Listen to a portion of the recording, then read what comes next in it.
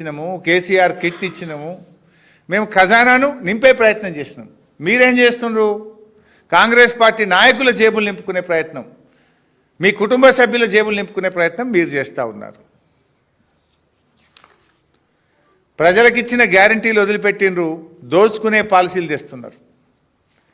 ORR లోపల ఉండేటువంటి భూములు బంగారం లాంటి భూములు, ఇవి బంగారంతో సమానం. భవిష్యత్ అవసరాలను కూడా ప్రభుత్వాలు దృష్టిలో ఉంచుకోవాలి. కానీ అవేమీ పట్టించుకోకుండా ఔటర్ లోపల ఉన్న 9,292 ఎకరాల భూములను ఈరోజు కట్టబెడతా ఉన్నారు. గతంలో బీఆర్ఎస్ పాలసీ తెచ్చింది ఈ భూముల కోసం. ఏం తెచ్చిందో తెలుసా? మేము ఐటీకి మార్చుకోండి. మీరు కాలుష్యానికి ఏదైతే పరిశ్రమలు ఉన్నాయో 50% ఐటీ కట్టండి, మిగతా 50% భూములో అందులో ఉద్యోగాలు చేసేటోళ్ళకు ఇండ్లు కట్టుకోండి అనే పాలసీ మేము తెచ్చినాం. సో దట్ అట్లీస్ట్ ఐటీ వాళ్ళని వస్తే సిటీలో పిల్లలకు ఉద్యోగాలు దొరుకుతాయని ఈ భూములను ఐటీ నిర్మించుకోవడానికి, ఈ ఇండస్ట్రీని, కాలుష్యమైనటువంటి ఇండస్ట్రీని తీసేసి ఐటీ పార్క్ కట్టండి, 50% భూమి ఐటీ పార్క్ కట్టండి, 50% గృహ అవసరాలకు వాడండి అని పాలసీ తెచ్చినాం. మీరేమంటున్నారు? మల్టీపర్పస్ జోన్ ఏమన్నా చేసుకోరు, సినిమా టాకీసులు కట్టుకోండి, అపార్ట్మెంట్లు కట్టుండ్రి, గేటెడ్ కమ్యూనిటీలు కట్టుండ్రి, లేఅవుట్లు వేయండి, అమ్ముకోండి. You have no vision. మీకు విజన్ లేదు. మీకు ఉన్నది విజన్. ఏం విజన్ ఉన్నది? జేబులు నింపుకునే విజన్ ఉన్నది, ఖజానా కొల్లగొట్టే విజన్ ఉన్నది మీకు. ప్రజల కోసం ఆలోచించే సోయి మీకు లేదు. ఉంటే మీరు ఈ పని చెయ్యరు. ఇలా ప్రభుత్వాన్ని ఓ రియల్ ఎస్టేట్ బ్రోకరీ కంపెనీ లాగా నడిపిస్తాం, తమ అనుయాయులకు అడ్డికి పావు షేర్ కట్టబెడతాం అంటే ఎట్లయితుంది? ఇలా బీజేపీని కూడా అడుగుతున్నాం, ఇంత పెద్ద స్కామ్ మీద ఎందుకు బీజేపీ మాట్లాడతలేదు?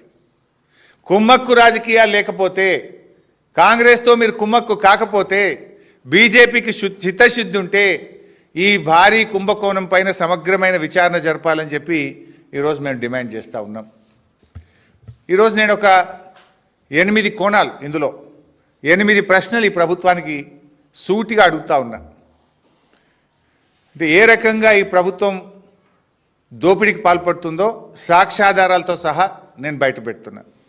అంటే ఆ రోజు నేను క్యాబినెట్ సబ్ కమిటీ చైర్మన్గా ఉన్నా కనుక ఇవన్నీ విషయాలు ఆ రోజు మా ముందుకు వచ్చినాయి కనుక సంపూర్ణమైన అవగాహనతో, ఆధారాలతో ఈరోజు నేను బయట పెడతా ఉన్నా. మొట్టమొదటిది,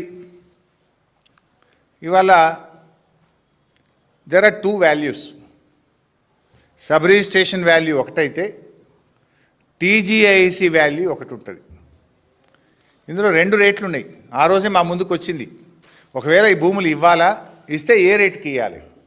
మార్కెట్ వాల్యూ ఇవ్వాలన్నా, సబ్ రిజిస్ట్రేషన్ వాల్యూ ఇవ్వాలన్నా, టీజీఐసి రేటుకి ఇవ్వాలా అనేటువంటి చర్చ ఆ రోజు మా ముందుకు వచ్చింది, సబ్ కమిటీ ముందుకు. సబ్ రిజిస్ట్రేషన్ వాల్యూ కంటే టీజీఐసి రేటు చాలా ఎక్కువ. టీజీఐసి అంటే ఈ భూములు ఎవరివి? Telangana industrial infrastructure corporation. ఆ టీజీఐసి ధర ఎట్లా నిర్ణయిస్తుంది? వాళ్ళు పెట్టిన పెట్టుబడి ఎంత, దాని ఇంట్రెస్ట్ ఎంత, దాని డెవలప్మెంట్కి ఎంత ఖర్చు అయింది, ఎవరికైనా ఏదైనా అలాట్మెంట్ ఇచ్చేది ఉంటే వాళ్ళకు ఒక రేటు డిసైడ్ అయ్యి ఉంటుంది. ఆ టీజీఐసి రేటు ఇవ్వాలా, ఎస్ఆర్ఓ వాల్యూ, సబ్ రిజిస్ట్రేషన్ వాల్యూకి ఇవ్వాలా అని చర్చ జరిగింది. ఉదాహరణకు ఐపీ మల్లాపూర్లో 240 ఎకరాల భూమి ఉంటే ఎస్ఆర్ఓ వాల్యూ 17,581, టీజీఐసి విలువ 36,827, మోర్ దాన్ డబుల్. అంటే మీరు 36,000 నువ్వు భూమి కేటాయించేది ఉంటే నీ టీజీఐసి రికార్డులో 36,000 ఉన్నది. అది ఇడిచిపెట్టి తక్కువ ధర ఎస్ఆర్ఓ వాల్యూకు 17,000కి ఎందుకు అప్పచెప్తున్నావు? అదేవిధంగా ఉప్పల్ ఇండస్ట్రియల్ ఎస్టేట్, ఉప్పల్ 447